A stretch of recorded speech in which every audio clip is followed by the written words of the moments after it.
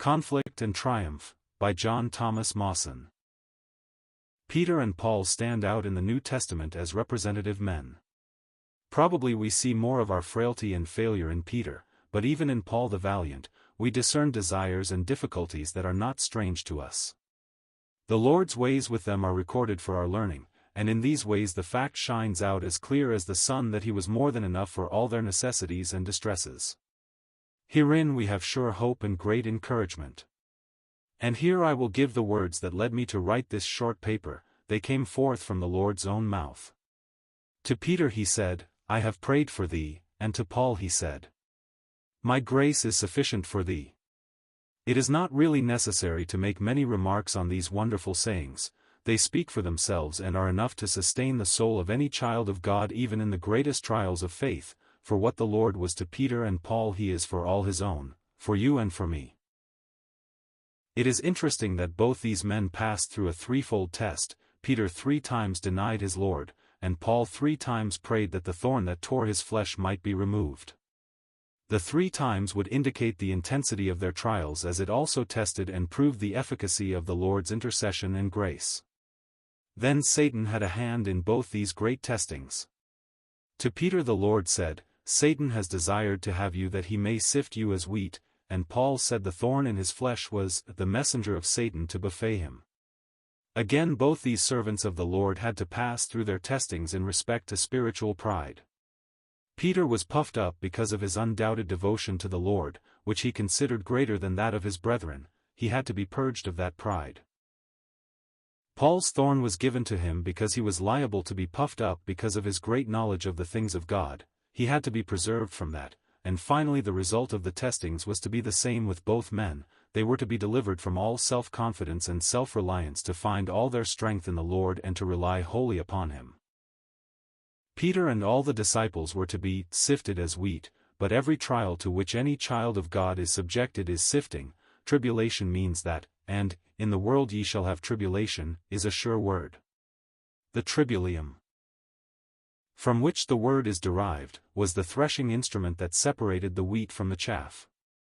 Bereavement, sickness, personal suffering, loss of possessions, all adverse circumstances and strong temptation, all these are for the sifting of the wheat from the chaff, and Satan is not far away when the sifting begins. In Peter's case he did the sifting, he seized the flail and was determined to smash his faith, but he was too late for that. Our omniscient Lord was ahead of him. His intercession went before Peter to the threshing floor, and though he failed, grievously failed, his faith did not fail. And on the day of Pentecost the devil must have discovered how Peter's faith which he had hoped to destroy had been sustained and strengthened and purified in and by the sifting, and how completely he, the tempter, had been foiled in the conflict. His foul designs had recoiled on his own head. The intercession of the advocate had prevailed against the malice of the adversary and accuser. We look out on the family of God in the world and we see it in sore tribulation. These are sifting times. Some are more sorely pressed than others, but that would be a selfish and unchristian heart that was not pained and did not grieve for the widespread sufferings of the day. There are lands in which our brethren in the great family are suffering in prisons and concentration camps for their faith. In others it is a crime to possess a Bible, and Christian fellowship is only possible in secret. In these more favored lands multitudes are enduring anxiety which has grown into agony. They are in suspense day and night, and many are suffering from sickness, pain and injuries and nerve strain. Some have lost their possessions, and many are bereaved, the sorest test of all. And Satan is busy. He has had long experience in handling the flail and knows well how to increase the pressure upon the suffering soul. His plan of campaign is to suggest doubts and questions as to God's goodness and the reliability of His word, because of the very sorrows in which he is the prime mover. There is nothing new in this, it has been his way from the beginning, but by these means he hopes to rob suffering saints of their confidence in God, consequently of their peace of heart, and to mix bitterness and rebellion in their cup of sorrow. But in distress what comfort there is in these words, I have prayed for thee, that thy faith fail not. What confidence, what courage they impart to the soul. Your tribulation, dear reader, may have come upon you suddenly and unexpectedly, and may have taken you by surprise. It did not surprise your Lord, who whoever liveth to make intercession for you. He knew all about it beforehand and he prayed for you before it happened. May you take his words home to yourself? Yes, you may, just as though you were the only suffering saint in the world and as though the words had been addressed to you as they were to Peter, they are for you as truly as they were for him. The intercession of your Lord will sustain you through your trial, and because of it you may sound forth the Christian's triumphant challenge. Who shall separate us from the love of Christ? Shall tribulation, or distress, or persecution, or famine, or nakedness or sword? Nay, in all these things you may be more than a conqueror through him who loves you. You need not fail as Peter failed, for he is able to keep you from falling. Your faith will not fail for he has taken charge of it, and he must triumph in and through you. Not one of us will ever be forced into such a fierce fight as that which Satan waged with Peter. It opened in the high priest's kitchen, but that was but the first onslaught in the great conflict. It continued in those dark and terrible hours that followed. Peter had slept on the mount of the Lord's glory, and in the garden of his sorrow, and afterwards he slept in prison while awaiting execution. He might well be called the sleepy disciple, but does anyone suppose he slept from the time of his denial until he saw his Lord again? Sleep? Nay, Satan would see to it that he did not sleep, even if his own base conduct had permitted it. His conscience would give him no rest, and Satan would give him no rest, and the sifting time went on until the Lord delivered him from it by his appearance to him on the resurrection morning. His Lord had been crucified, a mode of death reserved for the worst of criminals, and what words can describe what that meant to Peter? He had had great hopes in him, he had thought that he was following him to a throne and lo, instead a cross had been given him, and he had accepted it without remonstrance or resistance. He had been numbered with the transgressors, despised and rejected by men, and Peter had played his ignoble part in all that his Lord had suffered. He should have died for his Lord and had boasted that he would, but instead he had denied him. So he wrote to them, "Be sober, be vigilant, because your adversary, the devil, as a roaring lion, walketh about, seeking whom he may devour, whom resist steadfast in the faith." So he wrote to them, "Be sober, be vigilant, because your adversary, the devil, as a roaring lion, walketh about, seeking whom he may devour, whom resist steadfast in the faith." 1 Peter 5 verse 8.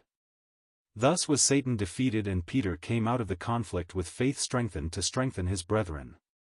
Whatever trial of faith any of us may be called to pass through cannot be comparable to Peter's, yet the Lord carried him through it and he will not fail us. Paul's case was different and the buffetings that Satan's messenger gave him were from another quarter. They did not arise out of any failure of his.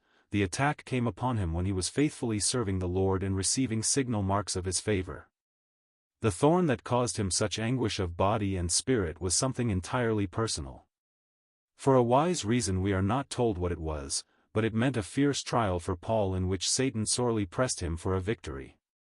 As far as our knowledge goes, he did not pray for relief from anything else.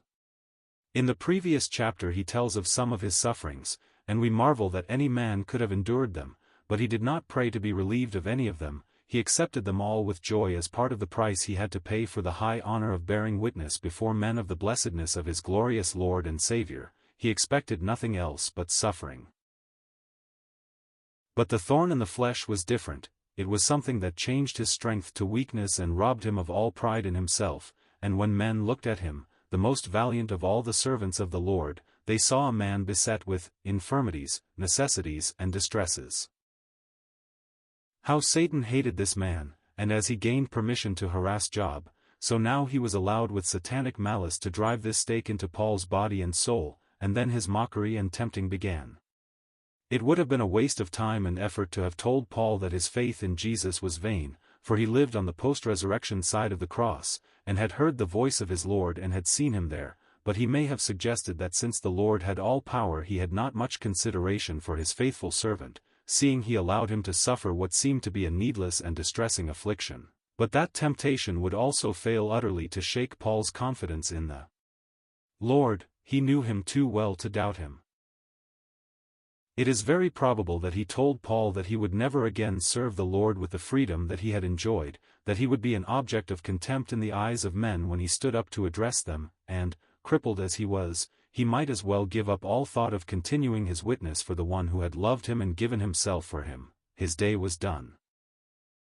Whatever the thorn was and however Satan buffeted him in it, it cast him on the Lord and made him pray. Peter did not pray for himself, but Paul did. He prayed in an agony, he besought the Lord, not once but thrice, that he would set him free from this terrible burden, this incubus, that threatened to crush both spirit and life out of him. And what was the result of his praying? He was heard, but his request was not granted. What did he say about it? Hear him, and he said unto me, weigh every word. His Lord drew near to him and spoke to him and soothed and quieted his spirit by intimate, peace-giving words. And what were they? My grace is sufficient for thee, for my strength is made perfect in weakness. Could anything be more affecting than that? Then and there Paul learnt what he had never before learnt in all the revelations he had received, no, not even those he had heard when called up to the third heaven. He learnt the Lord's solicitude for him, the tenderness of his heart, his deep and never-ceasing care for his suffering servant. He discovered that the grace of the Lord was as boundless as his glory and as inexhaustible as his wealth of power. My grace, for thee. There was henceforward to be, as Paul had never known it in all his Christian experience, a continual flow of active love from the heart of his Lord into his very being, and he was to be upheld in this greatest of all trials, not by his indomitable spirit, but by the arm of the Lord. The thing that Satan intended should drive him to desperation and totally unfit him for the service of the Lord was turned into his greatest blessing, and instead of being defeated he triumphed in the grace and strength of the Lord when he cried, Most gladly therefore will I rather glory in my infirmities, that the power of Christ may rest upon me. I have prayed for thee. My grace is sufficient for thee. These words abide for us in their fullest meaning. The first casts a hedge about our faith and will preserve it inviolate in every time of testing, even when the testing is the result of our own folly and failure, as Peter's was. The second is the pledge that the Lord's personal grace and strength will uphold us and carry us through the testing and turn the burdens into blessings, the trials into triumphs and the sorrows into songs, as in Paul's case. We have committed the eternal welfare of our souls unto him, and he will honor the trust, and we may with the greatest confidence trust him at all times, assured that he will carry us through to the glory of God and present us faultless there with exceeding joy. J. T. Mawson.